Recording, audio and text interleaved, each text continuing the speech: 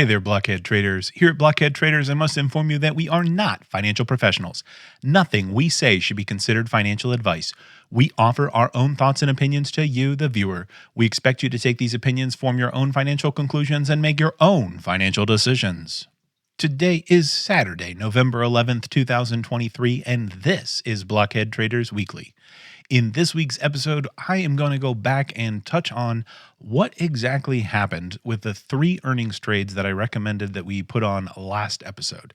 And this is important because I want to call out what management options would have been available, what those would have been as we kind of see how those plays played out. I want to give a shout out to our Discord, link in the description below. You can hop in there, say hello to myself, some of the other Blockhead traders. Love to hear what you're trading, love to hear what type of content you want to hear about. Also, you can go to thetagang.com/sprocket888, where you can see each and every one of my trades, the good, the bad, and the ugly. Last, this is available as an audio-only format wherever you get your podcasts. If you can't find it there, let us know and we will get it there. But let's hop to this week's content. All right, so before I hop into what happened with those earnings trades, I did want to talk just briefly about some of the activity that I did more recently this past week. This is coming up on the end of the trading season. You know, we're in November. Thanksgiving is coming up in another 2 weeks here in the U.S. And pretty soon after that, you know, Christmas is right around the corner. It starts rolling really fast as the trading year kind of winds down at the end of November and throughout December. And so one of the things that I always try to do is start kind of reflecting back on, hey, how did my portfolio do? What type of trades were the good ones? What type of trades were the bad ones? I keep a trading journal, as we've talked about before, about all the things I was thinking, my P&L on each of those trades, different thoughts about when I entered, when I exited.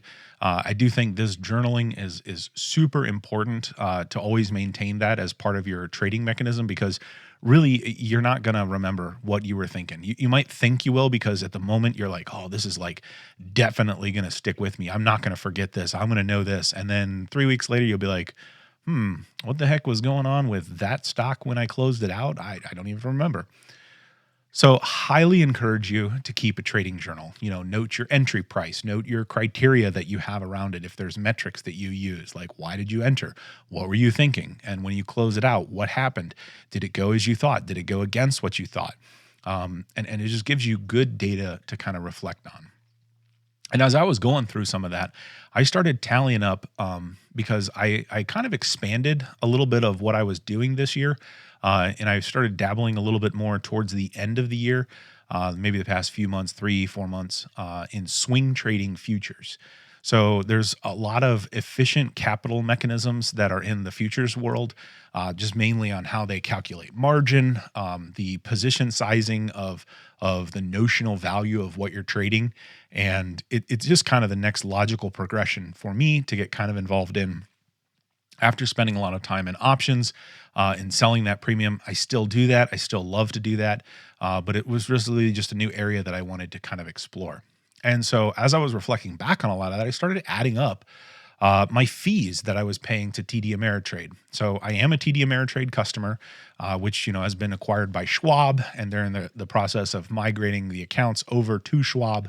Some of my trading accounts are now under Schwab. Some are still under TD. The part of TD Ameritrade that I absolutely love is the Thinkorswim platform. That's pretty much the trading platform that I log into on my desktop, on my mobile. I never really interact with the actual TD Ameritrade interface for trading. I always use Thinkorswim. They are keeping that when they go to Schwab. Super excited about that, because that would have I'd have left if they didn't keep Thinkorswim. It is a great platform to start in. And it's where I do all my trades out of there. But anyway, I started adding up a lot of my fees because I was noticing that my P&L wasn't really quite what I thought it was going to be on my futures swing trading. And I realized that a ginormous amount of my P&L was getting gobbled up in fees paid for futures trades. And I started thinking about that, going, well, I'm kind of expanding into futures. Maybe I should kind of look around to see, you know, where are all my fees going? And the other aspect of my fees that were a significant chunk of payouts for my year to date here in 2023 was also margin fees. Now, I don't really trade on margin normally. But what happens to put things on margin, if you would? Margin is a thing where basically the broker will loan you basically a 2-to-1 ratio, I believe, is what the margin account works for TD. So if you have $10,000 in your trading account, they will allow you to trade up to $20,000 in shares and things like that. So it's a way to kind of leverage up your purchasing power, your buying power. It is something that you have to be super cognizant on because it's not free.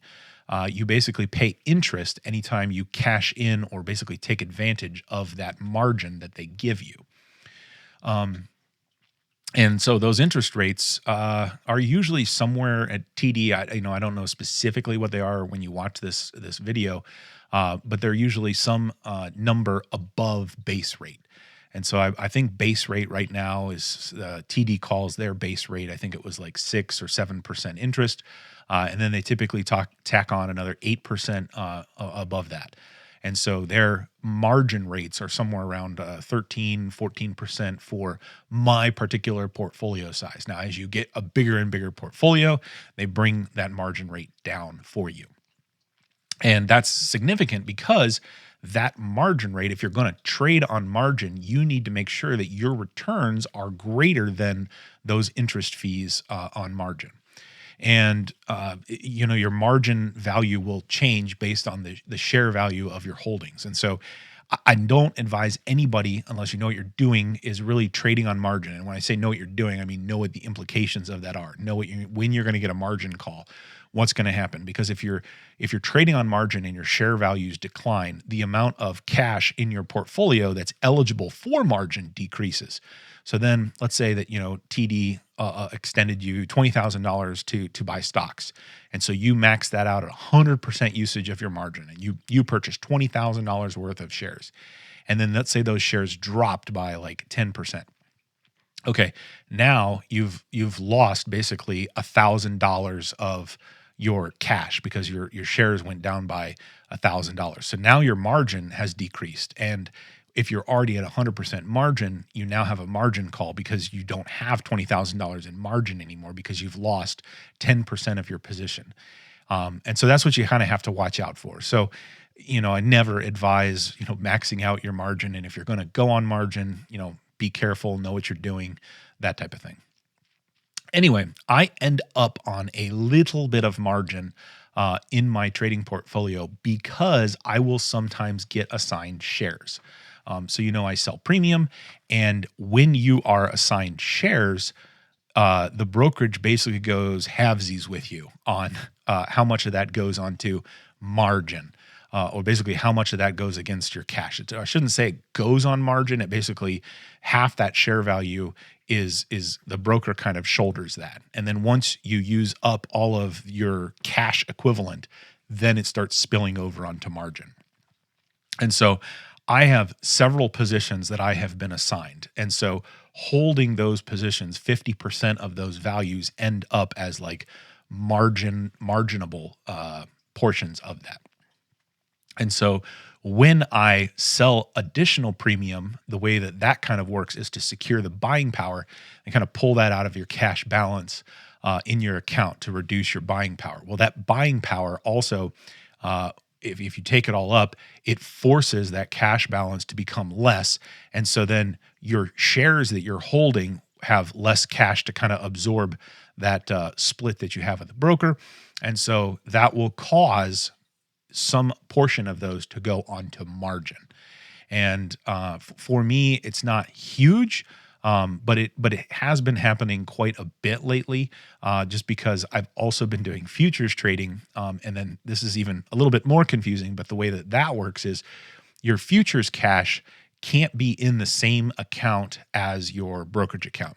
And so this is all seamless. You don't see it as a user, but on the back end, they sweep the funds out when you buy futures into a futures account, which is transparent to you, the user. But what it does do is it leaves a hole of that value in your brokerage account when it comes to margin and cash covering of your buying power. because it's not sitting there. It's swept out under this futures world. And so that also causes things to go on margin. And so I had two areas of significant expenses year to date, and that was margin and futures fees and commissions. So I started looking around, comparing various brokers out there. And the one that kind of bubbled up to the surface of that is Interactive Brokers. And I've looked at Interactive Brokers in the past. In fact, I actually opened up an Interactive Brokers account probably a year ago just to kind of experiment and play with it.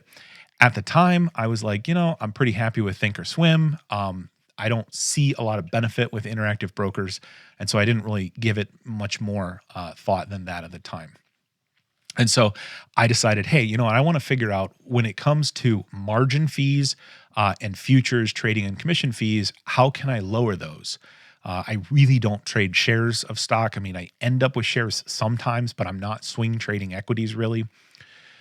So but I thought I'd throw that into the equation. And so I then took all of my logs and I analyzed everything that I had, all of my trading so far year to date on Thinkorswim. And then I basically put that in a sheet, worked out the fees based on all these other brokerages that I looked at. I looked at like NinjaTrader. I looked at Interactive Brokers.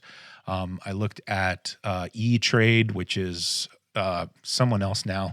I can't recall, but I basically then plotted out and put TD stuff on there, what the fee structure is for all of these, and put a guesstimation on what fees would I have paid if I was with that particular broker, given the trading pattern that I had done. And what I actually found was quite significant impact, actually. So when it comes to TD versus Interactive Brokers, looks like I would projected to save 50% on margin fees by switching to Interactive Brokers. And then what really shocked me is I showed nearly 90% reduction in futures trading and commission fees. I find that hard to believe, and I'm kind of double checking how I do the calculations there because I feel like something must be off because 90% is a ginormous reduction. But the way that Schwab and TD kind of do futures fees, it does kind of make sense. They don't really give you a break for micros. So if you want to go trade the micros, which are much smaller, they're charging you the same fees and commissions as the minis or the bigger ones. And in Interactive Brokers, they dramatically reduce the cost of those micros. And that's really what I trade. Is those micros. And so, we're talking fees that go somewhere from like $2.25 down to 50 cents. And so really looking at it, particularly with swing trading, that looks like it's a significant impact. And so I've actually started the transition to move a lot of my brokerage account activity into Interactive Brokers. So we'll keep you posted on how that goes, but I did evaluate that. And like I said, it was a significant overall reduction in the fees that I pay out simply to trade.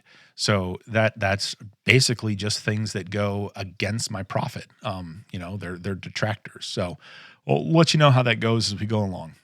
But what I really want to talk about today is how did those earnings trades go that we talked about? So last week I had picked out 3 trades. Now remember, these were extremely extended volatility trades. So we were going, put a link in the episode above on going back to that just so you can get the refreshing on the logic on what we put in there. But we looked at VERV, Alteryx, and Goodyear as the 3 trades. So what exactly happened and did we need to manage it? So the first one that we had was Goodyear. Now, Goodyear, we basically put a strangle out there. 1050 and 1350 were the 2 areas. We wanted to stay in between those 2 strikes. We collected $320 from those contracts. And I put in here management would have been to roll on the call side. So let the put, because you'll see this particular trade, I'll pull up what happened, but it got challenged to the high side or to the call side. And if you were going to manage it, what I would have proposed you do is roll the call out in time because the volatility would have contracted. There's not much time left. And so around the date that the call strike was getting challenged or breached, that would have been around $30 a contract. So if we would have rolled where it started to challenge that, we would have gotten $30 a contract. These were 10 contracts.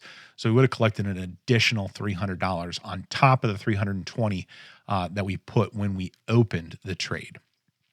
So let's take a look at Goodyear as far as what happened to it.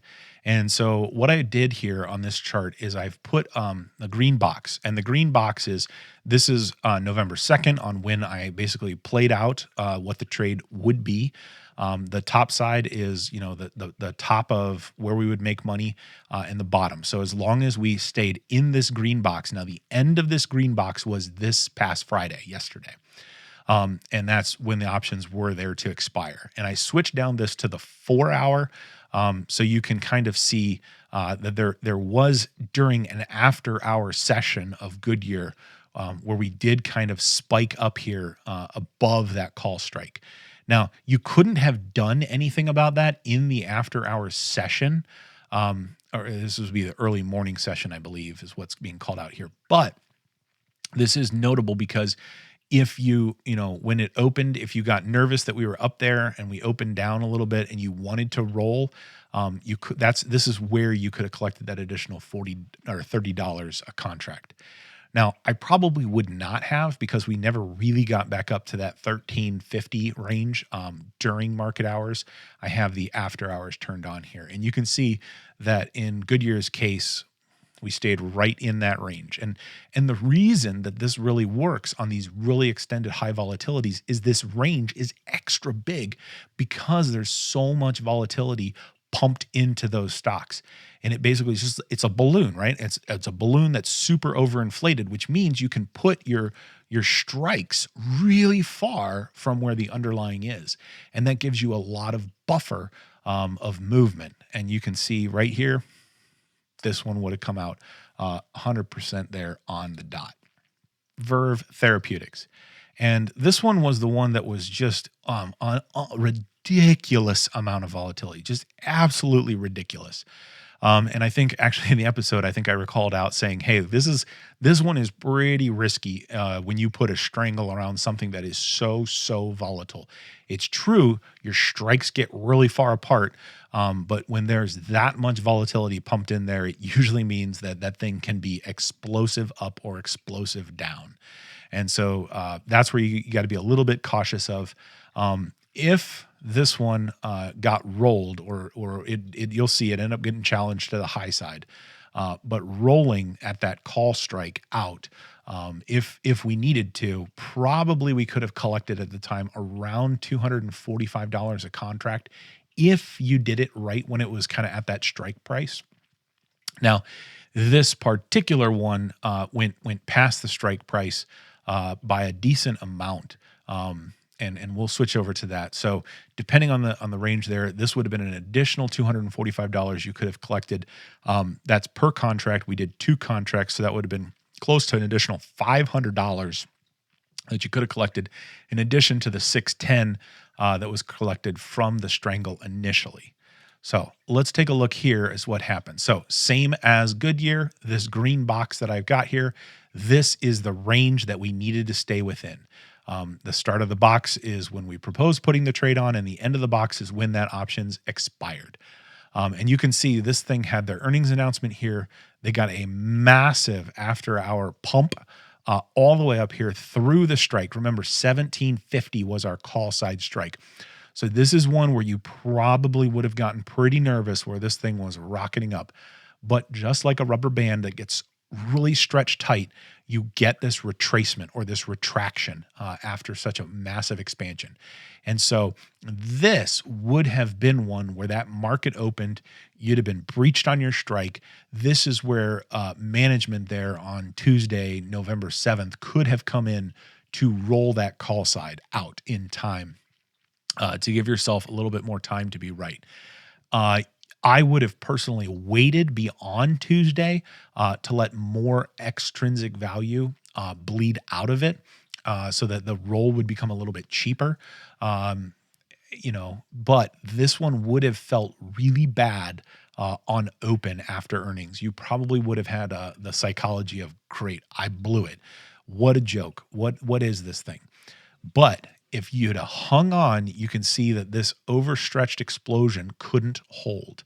And then basically by Wednesday, we're now back into, below that 1350 strike. And this would have continued out, and you see here that we ended the week on expiration out of the money for that call and that put. So this would have turned out 100% a winner there. Like I said, you might have been able to amplify your win a little bit if you got nervous and you rolled. If you just ended up hanging in there, you could have closed this thing out for a profit or let it expire, as this one did go straight to expiration as worthless. Now, the last trade that we looked at was AYX. And so AYX was this, again, a strangle. And this one too went up to the call side and challenged the call side. Honestly, a lot of times when you put these strangles on around earnings, it typically is the call side that gets challenged, I think, in my experience, more often than the put side. It can go either way, but it just seems that there tends to be more pushes up to the high side after earnings when I go to play some of these. And so this particular one, we would have been looking at if you would have tried to pull this on a breach point, you would have been able to probably roll for around $75 a contract if you got there at that strike price, if it got up to that strike price. Now, we did go to the high side, and I'll switch over. Remember here, we got quantity of 4. So we would have been collecting 75 times 4 more on top of the 540 that we already collected. But let's take a look at what actually happened here. And this one was quite another, very similar to Goodyear, where we just stayed right in that range. You can see we didn't actually even make it up to that $40 strike price, which is where our challenge was. So you really probably couldn't have rolled for 75 a contract because we didn't make it up there. And this is still a decent distance away from $40. And a lot of the volatility just went gone after earnings on this one. So your rolls probably wouldn't have been that lucrative, but I wouldn't have even considered rolling this thing until we got up there to challenge it. And if we got up there to challenge it, that's really where my estimation of those strikes would have come in. Those would have been $75 a contract if they went up there by my estimation. So that brings us to the end of this week's episode. Recap on the earnings there. Like I said, that's just something that is a recipe that I have found very, very successful on earnings trades.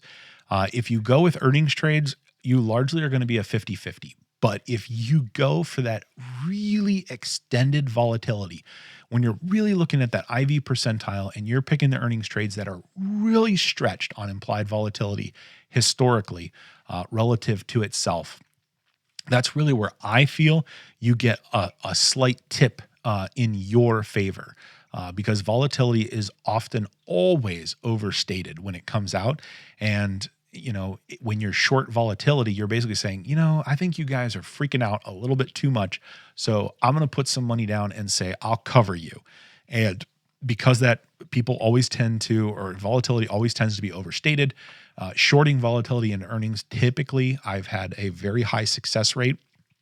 Around a 67 to 73% success rate of being right on those earnings trades when volatility is extended. Like I said, if you don't play when the volatility is overextended and you're just straight up blasting earnings, you're really going to be closer to a 50-50 coin flip. I initially thought that earnings were super amazing and every earnings I'm in on. And that's really when I did that and I go back to that trading journal and I look, I can see that those cases were much more coin flip 50-50. And it's only when you get into the ones that had the extended volatility to a very high exaggerated amount where you started shifting that win percentage to your favor from the house's favor, if you would. And, something to consider, something that's fun. I'll keep putting them out there because I love doing them. I love selling premium. So I'll throw some more out there in the future. Also, I'm definitely going to let you guys know how my journey of moving some of my brokerage account over to Interactive Brokers. Like I said, by my estimations that I've gone through, my particular trading portfolio, trading style If I had done the same trades through Interactive Brokers year to date, I would have saved approximately 50% in margin fees and approximately 88 to 90% in futures fees and commission. So I'm really excited to see how Trader Workstation compares to Thinkorswim. I love Thinkorswim. So far in Trader Workstation, which is what Interactive Brokers calls their desktop platform, it seems very comparable to Thinkorswim. Of course, there's differences, there's nuances, but it's probably, it's like moving into a new house. It takes a while to kind of unpack, get used to it, and get kind of comfortable in there. So I'll keep you posted on my journey as far as that goes. Hopefully, you guys are finding exciting things to trade in your world, things that interest you, things that are making you money, making you a better trader, and being aware of all those things. Lots going on as we kind of wrap into December. Will the Santa Claus rally appear this year? Who knows? We'll see. Whatever goes on and however you're trading, always remember, think outside the block.